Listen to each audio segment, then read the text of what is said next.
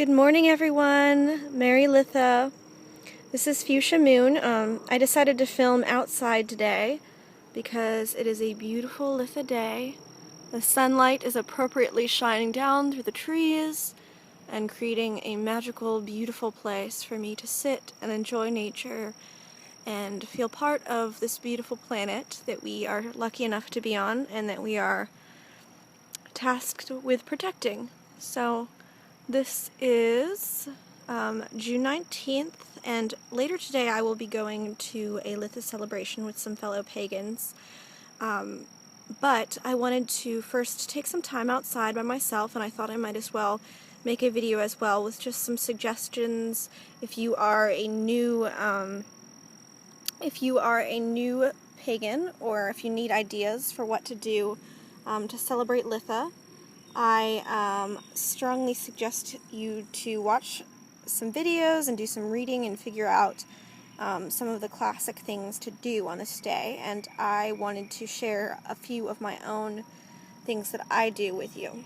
So first of all, Litha, if you don't know, which I assume you do, is a fire festival, and it is a summer Sabbat that is celebrated on the summer solstice, and it is a symbol of warmth and the sun's victory, and the power of the seasons and the length of the day. It's the longest day, so it's kind of this height of celebration, this height of humans being able to be outside and everything being alive and everything being in that active daytime mode, the longest it is any time of the year.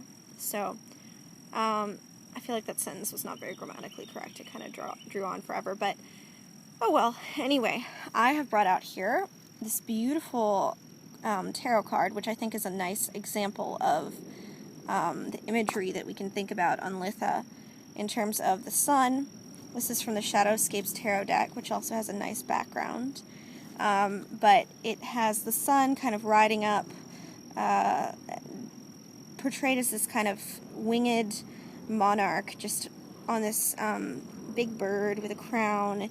It's very majestic, triumphant, and bright, and this is kind of how I see Litha. I think it's just a huge celebration of light and love and happiness and the ability to stay outdoors until really late because it is so bright and beautiful out here all day today. So I encourage you to go out and celebrate it.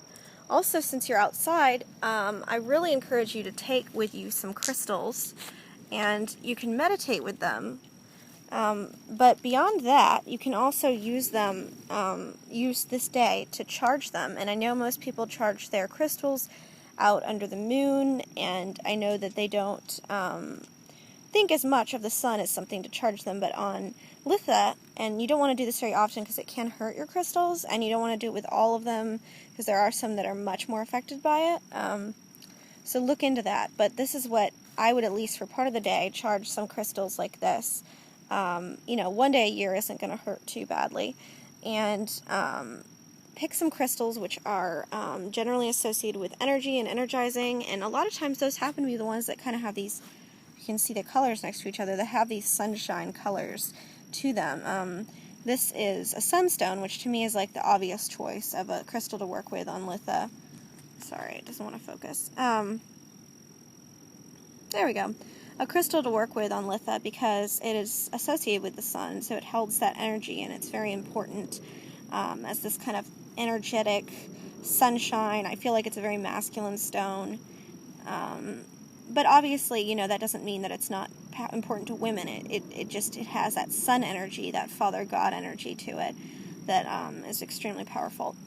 And then this is a garnet, and garnets are very energizing as well. And I don't know if you can see it since it's so dark, but when it has the sun behind it, it's actually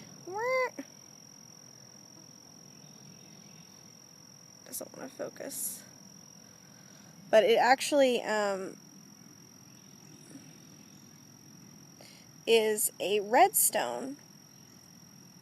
It's a red stone, and it's very dark red. Bugs on me. It's very dark red, but you can kind of see it there, and it's got that kind of dark lava heat to it that's just beautiful. And then I have a carnelian, which is a classic energizing stone. This is one of the stones that I use when I do my chakra layout. I just think it's a nice stone. And then favorite, everyone's favorite, one of their favorites, because it's self-cleansing, it's bright, it's beautiful, it's happy, is citrine. So citrine is also a great summer solstice stone. Wow, that's kind of a tongue twister. So anyway, and then here I have two things that I created last summer solstice. I think I've talked about these before on my altar. This is a summer solstice energy bag, and I know I have it written down somewhere, but I'm sure that you want to come up with your own mix of things to put in here. I can feel there's cinnamon in here and some other herbs, probably I think some crystals as well. This is something that I put together a whole year ago, so I'm not super remembering what's in there, but I think I wrote it down. Anyway, it's personal to you, and if you want to come up with some kind of mixture that to you means energy and vibrance and life and all of that, then that is what you would put in here. And so then you would charge it out under the sun like you would for the crystals, only you don't have to worry about this being damaged by the sunlight. And then take it in at the end of the day when it becomes dark, and you have this kind of energized bag that you can use, that you can carry with you if you'd like, to be full of energy or use in whatever way you see fit. And on the same day last year I made Sophie, and this is her.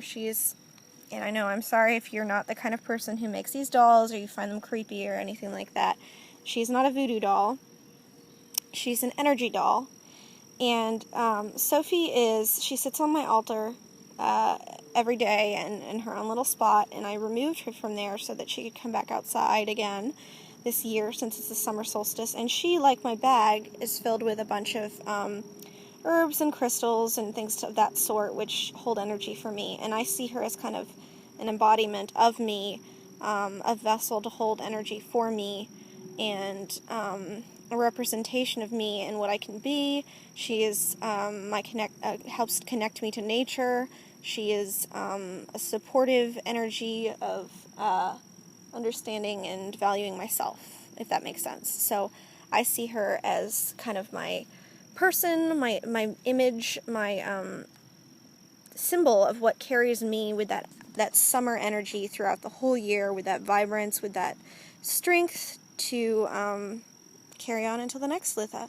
So I'm super excited for this whole day. I just think it's going to be an amazing time hanging out outside and experiencing this holiday, especially because I have a newly found devotion to the Green Man, and this is a perfect day for him and for feeling his presence out in this beautiful, beautiful Virginia forest land. So enjoy your Litha and do what you want to do.